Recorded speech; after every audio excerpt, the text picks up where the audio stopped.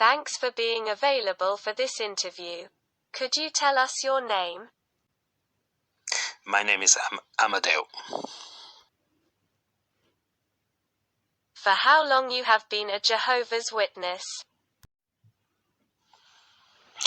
For about 31 years, but I have been in contact with the truth for longer than that. So since 1983, 1984, when my sister started to study the Bible with Jehovah's Witness, I was attending to their Bible study. What seems to be the reason why the elders in Morden are trying to disfellowship you? That's because I know too much about them and about many others in other congregations. Can you give any examples? No, unfortunately I cannot speak in public about certain details, at least for now, so you have to be patient. But it looks like they rely on very dubious and unreliable people when collecting evidence against you. For example, Adelia Rodriguez. Why they rely on their statements? Because no reliable person, no good common sense person would speak about me or against me. They have to collect information or evidence for people with low moral standards or low level of spirituality. And because they don't have nobody else, that's it. How many people they already interviewed, or gave already statement against you? No idea. More than 10, probably. And all that amount of evidence wasn't enough to resume your disfellowshipping. Why was that? Because none of them gave actually any sort of evidence. They just speak about things that they heard about or they believe. I would say more that they are accusers than witnesses. And for a judicial hearing to take place, it is necessary to have at least 2 eyewitnesses. It's a Bible principle, not only someone who just heard something.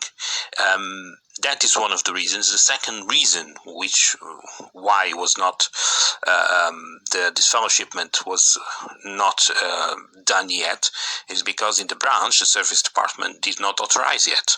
That's another reason because the branch in Chelmsford, they supervise the activities of each congregation, and they don't want to be vicariously liable for this mistake. And many of them, they already understood that is a mistake, inclusive the circuit overseer.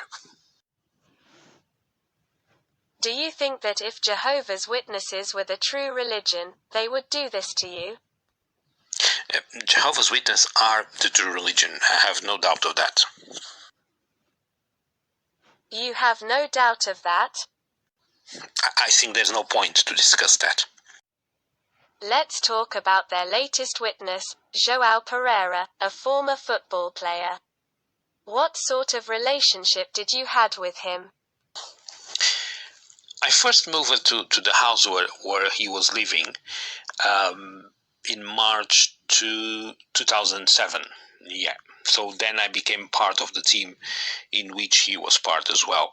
So he was living there already with 2 other fellows. And so I started to live in the same house, share the same accommodation, share the same vehicle to go to work. And in the workplace, we were also working together. Not exactly the same section because it was quite a big company. But we're having our lives together. We spent, we lived in the same place for a couple of months with a few interruptions in the middle. So basically is that. Does he was kind or aggressive with you? Aggressive, I'm not going to say he was, but he was never polite. In the beginning, in the early hours, in the early days, it was everything okay. But then he started to receive telephone calls from Portugal. He was a football player before, and all the football players, with a few exceptions, are drug users. And who supply the drugs to them is definitely people who are part of the local secret services. And in Portugal, that's the rule. So the drug business is ruled by the local secret services, the SIS. And so since the moment they start to receive those calls from dead people, they start to poison his head against me. And then that's when he start to be quite contradictory with me, with harassment or contradictory conversation towards myself all the time. Fortunately, he was the only one who was acting that way, because the other people understood that was a very simple person, very easygoing in terms of relationship, very easy to deal, and some of them were defending me against him. So he was not really lucky in the way he was treating me. I remember a particular episode where we were going to work one evening, and in the motorway towards Eindhoven, we crossed with a truck full of straw. And because he wanted to be, an asshole against me, he said, "Look, Amadeo, that's all that for you." But someone heard that and didn't like. And he said, "João, as far as I remember, you're the one who smoked the straw." And then he shut up. He didn't say anything else. But he was all the time, morning, afternoon, evening, all the time he was picking up with me, because that was, not going to say the instructions he received, because he was not working for the Portuguese services as far as I noticed, as far as I remember. But being poisoned by them, or his mind being poisoned by them, is obvious that he look at me as a target. Do you understand? And each time I was going out, and I was going out alone, I had my own vehicle, and then when I was coming back, he started to be a little bit harsh with me. So many people understood that as jealousy, because he had nothing in his life. He had a great opportunity in his hands, because he was a football player. He played in the youth teams of FC Porto, and then when he was 16, the lack of common sense, the lack of a good mind in him made the club decide that he should play in smaller teams, and he was left he was taken to smaller teams in the 3rd and 4th division, and didn't grow up more than that. So I think that frustration will make him quite aggressive, and it made him drawn down into the drug world.